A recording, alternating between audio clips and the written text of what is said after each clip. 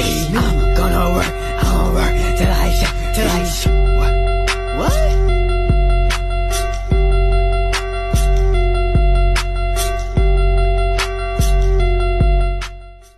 What I intend to show you now is how to correct the temperature reading or readout on your provision paper plant. Today, my provision paper plant is working on manual mode. So, it is very important to monitor the temperature on each chamber because our PLC now is out of order. So, to perform and correct the temperature readout on your provision paper plant, you must need to perform the temperature compensation, from which you must need to enter a value so you can get a closer temperature indicated value on your chambers. In here, the present indicated value of my metroom is negative 6.3 with temperature compensation set point negative 10, and my vegetable room have a positive 6.9 degrees Celsius with temperature compensation set point a positive 2. What I have here is I'm going to correct the actual temperature on my chamber. To correct the temperature inside of your chamber, which are being displayed on digital HMI touchscreen panel, you must need to navigate or proceed on the temperature compensation setting parameters. In here, my vegetable room before have positive 2. I'm going to change it with positive 5 to indicate a corrected value from positive 6.9 to positive 9.8 degrees Celsius. Please take note, when you are going to change your temperature compensation set point, you will be able to change also the actual reading temperature which is being displayed on your digital touchscreen HMI panel. So in doing it, you must need to do it carefully, and you must need to have a reference value, or you must need other instrument to compare the temperature which was being displayed on your HMI panel. So on my ship, I have a local temperature gauge, so I can perform the temperature compensation or the temperature correction, from which I'm using a temperature gauge as my reference or basis. In temperature compensation setting parameters, there is also a de-ice temperature. The ice temperature is a temperature on the evaporator, from which you will be able to stop the operation of the evaporators, fan, the solenoid valve, and trigger or activate the electric defrost heater. In here now, my metroom is having negative 4.6 degrees Celsius, and my vegetable room now have a positive 9.8 degrees Celsius. From now, because my PLC's unit are not working properly, we are working with our provision paper plant in a manual operation. So we are constantly monitoring the temperature of my meat room and vegetable room. Once I get a proper in-range temperature based on my temperature set point, we are manually switch off individual circuit breaker for meat room, and for vegetable room together with the solid valve off. In doing it, we are keeping a temperature on our chamber, so we are able to avoid spoiling all the foods that is being stored on our chamber.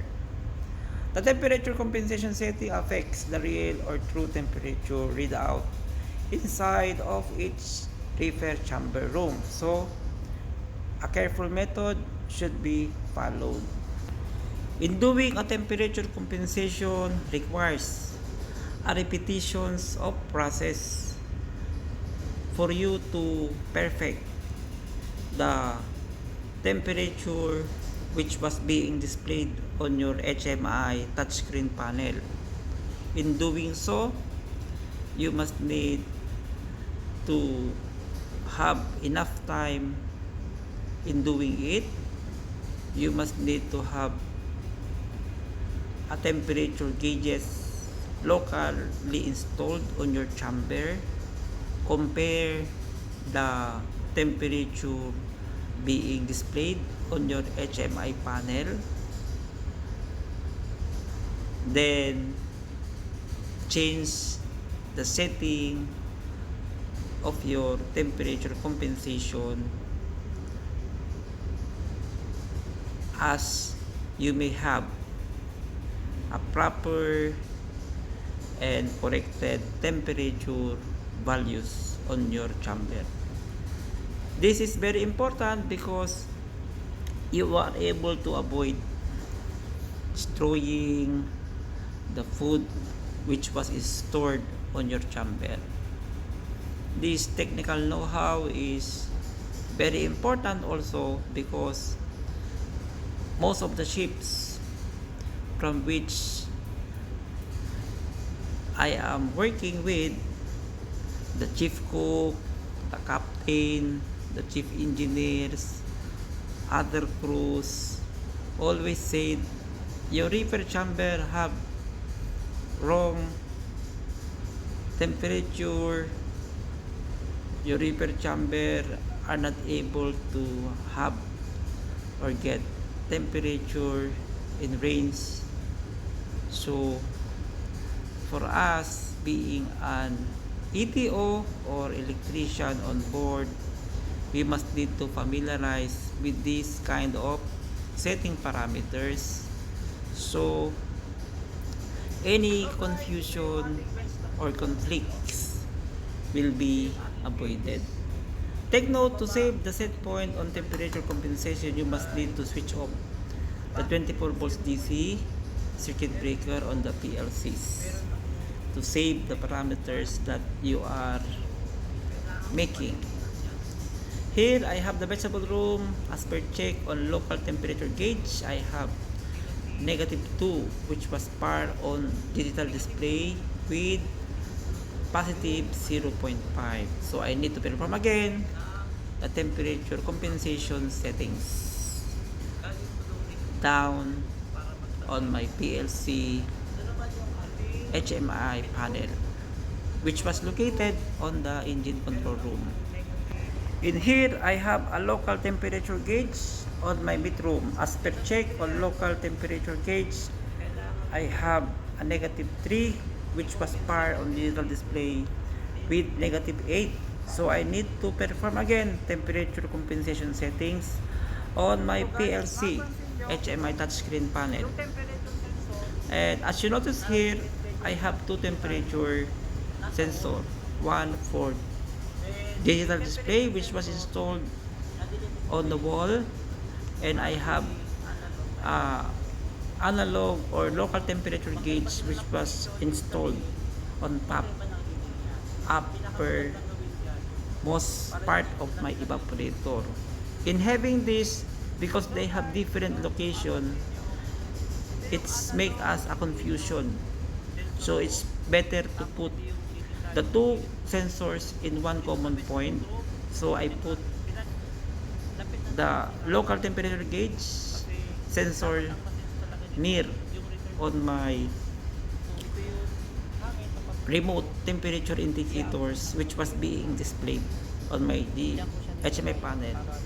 This is a return side from which the air flow at the back of my evaporator to get the actual room temperature. This is a return temperature, and also in my midroom I put also the sensors of my local temperature gauge near or beside on the digital temperature sensor, which is being indicated a digital display on my HMI touchscreen panel located on the galley, located also in the engine control room side. So while doing this one, you can properly do a temperature compensation. Now I have a negative 10.1 for my midroom, and I have negative 1.2 on my vegetable room. So as you will notice, the vegetable room is too much colder. Normally the vegetable room should be positive 3, positive 5 degrees Celsius. So I'm going to go again on the temperature compensation to properly change the actual temperature compensation settings, so corrected temperature will be displayed on HMI panel. The crew member who is monitoring the room temperature inside the chambers for the vegetable room and midroom should have a properly information when is the time to stop and open the circuit breaker for the vegetable room once the temperature is in range, which was expected to have positive 2 up to positive 5 degrees Celsius to avoid any further damage on the vegetables which was being stored on the vegetable room.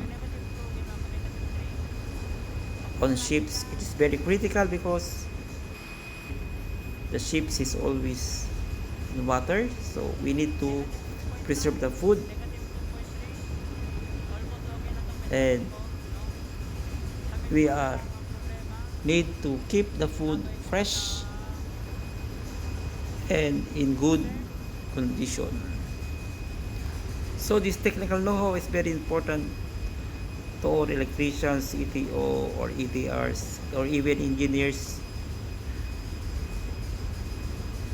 especially to the chief cooks, masters, because if you have improper temperature on your repair chambers,